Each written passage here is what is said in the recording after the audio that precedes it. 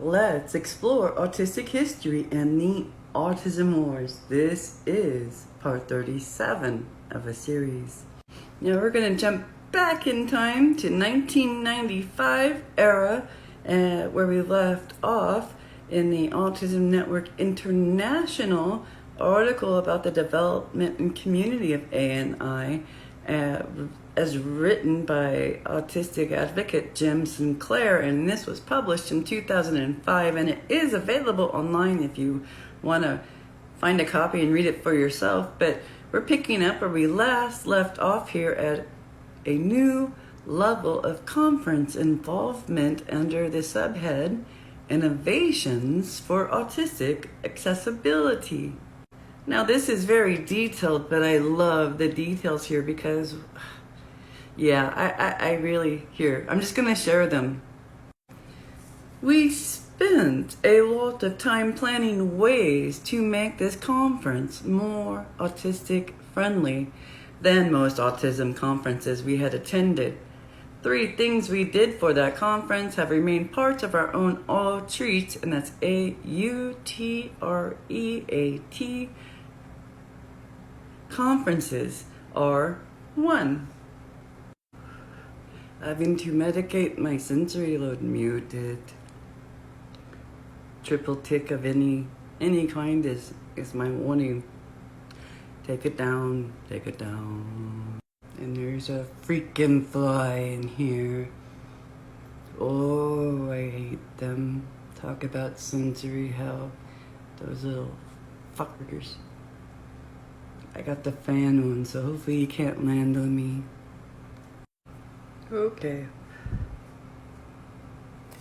1, we requested that the conference organizers provide a room for autistic people to retreat to during the conference, to take a break from sensory overload and from anti-social pressures.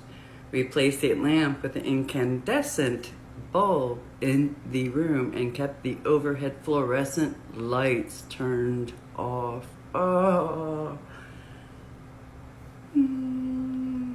that sounds beautiful. Accessibility. Back in the day when I worked, those were always taken out over my desk. Never. Just take them out. Ooh, ah. So we put some refrigerator boxes in the room. We originally called this room the quiet room, but subsequently some ANI members who had experienced institutionalization pointed out that many psychiatric institutions' quiet room is a euphemism for a room people are locked into for involuntary seclusion. We now call our outreach break room the crash room. Nice bit of history and context there.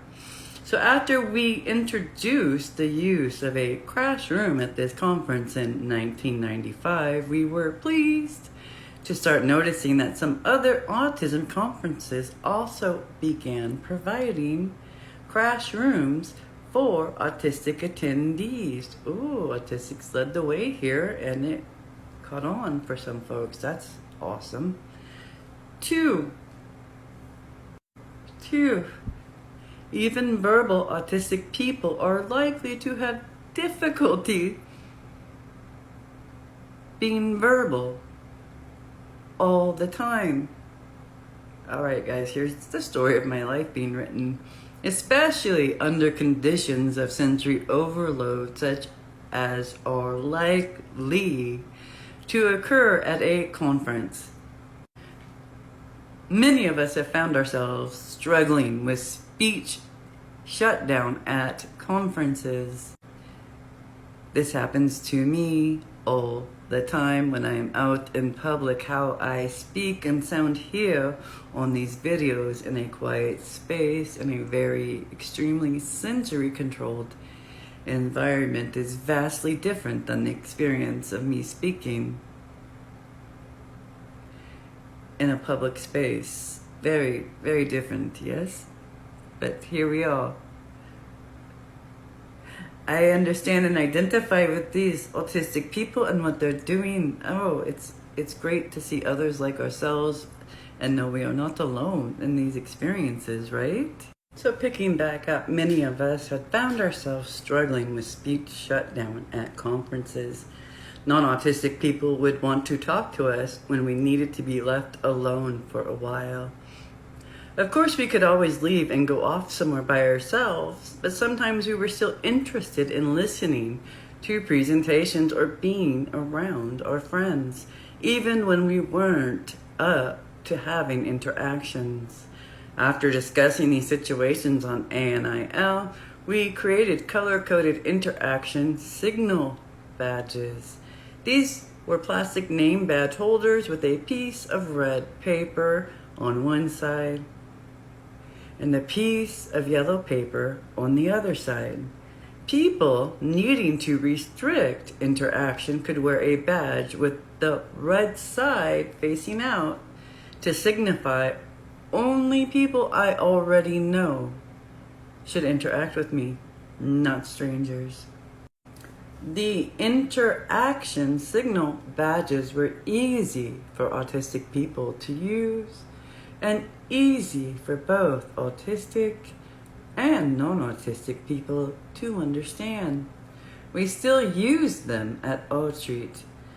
In 1997, we added a third color to the badges in response to a concern expressed by an autistic person who was planning to attend her first Outreach and said she sometimes wanted to interact with other people but had trouble initiating an interaction. We added a piece of green paper to signify I want to interact but am having trouble initiating, so please initiate an interaction with me. That's wild. Accommodation.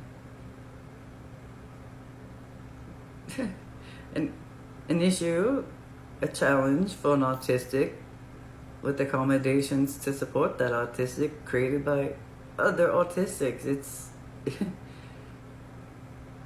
what a difference of support.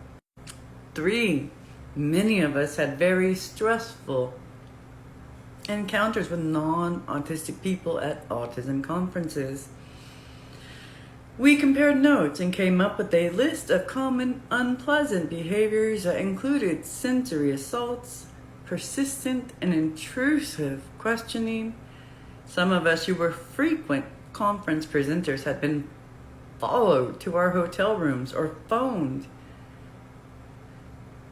in our rooms by parents wanting to ask us questions. Oh my goodness, a phone call. One person reported having been followed into the restroom by a parent who refused to stop demanding answers to questions. Whoa, that's like stalking behavior, maybe. So demands for NT-style social interactions and treating us as parent resource material instead of as people.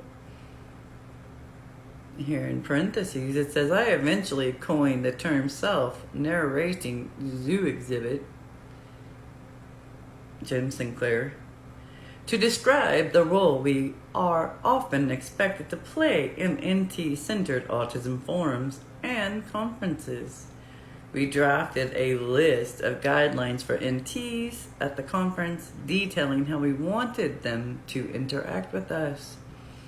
Our guidelines were printed in the conference program book, and we also had copies of them at the ANI exhibit at the conference. These guidelines have since evolved into guidelines for everyone to treat each other considerately at Outreach or Outreach. Shit, I don't know. All right, so the next section I'm going to share is good news and bad news, but I'm going to wrap it up here.